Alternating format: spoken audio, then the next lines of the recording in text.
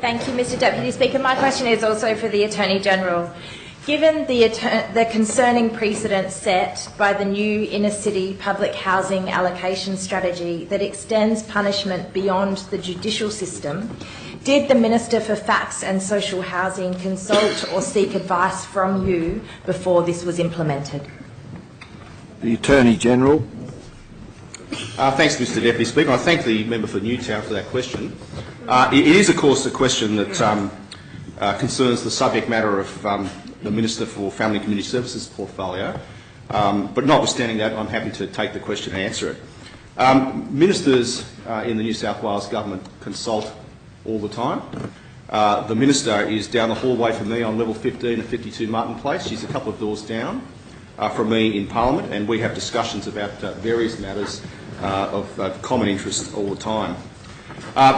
The matter to which the member for Newtown referred is what I'm told is the new local allocation strategy, which allows the Department of Family and Community Services for the first time to collect information on the criminal histories in relation to drug supply and manufacture of social housing applicants as part of the application.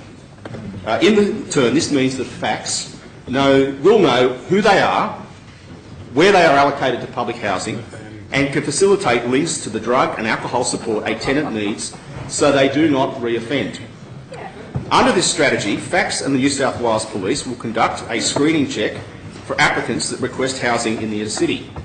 I'm told by the Office of the Minister that in fact everything I say I've been told by that Minister today, should the screening check show they have a conviction of drug supply or drug manufacture in the last 5 years, or if they refuse to agree to the screening check, they'll be unable to be housed in the suburbs of Redfern, Waterloo, Glebe and Surrey Hills.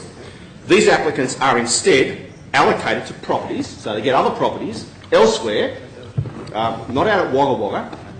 What's wrong with that? Not out in Murray, but in the inner city. And I would advise that the suburbs I mentioned were identified as high-risk areas for drug dealing in consultation with the New South Wales Police.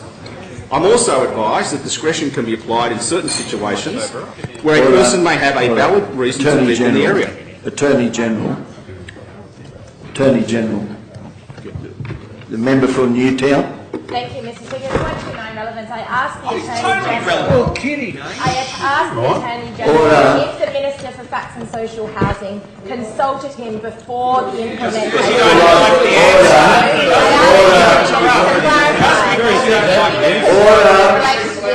I've heard your point of order. I've heard your point of order. You've asked the question, and I thought the Attorney-General had answered it, but I can't direct him how to answer it. Right? So back to you, Attorney Mr. General. Deputy Speaker, what I'd like to hear is not a spurious point of order from the member for Newtown, but her agreement that it is a great result for Facts to provide better services and safer communities for our tenants. That's what our tenants believe. You would think, Mr. Deputy Speaker, that the interest the member for Newtown takes in the safety of social housing tenants in her community, that she would be welcoming this government's response to reduce antisocial behaviour in public housing. You think she would be delighted? You think she'd be delighted? It's outrageous.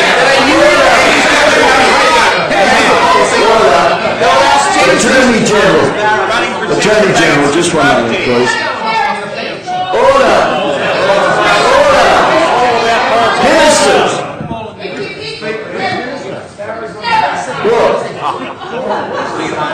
All the noise is coming from the government benches. The Attorney General, let me assure you, does not need any help. He is capable, very capable, and I'm sure he will answer the question. Order. You would think, Mr. Deputy Speaker, that the member for Newtown will be delighted that this government is working to ensure that Facts is linking tenants to appropriate support services to address the common underlying causes that cause their antisocial behaviour. And you'd think she'd be condemning those opposite who for 16 years did nothing to stop the scourge of drugs in public housing. So why won't the member for Newtown stand up for her community, stand up for the vulnerable, stand up for the marginalised in public housing, and support our focus on safer public housing. Why doesn't she have the interest of the vast majority of public housing tenants in part? We make no apology for a tough approach on antisocial behaviour.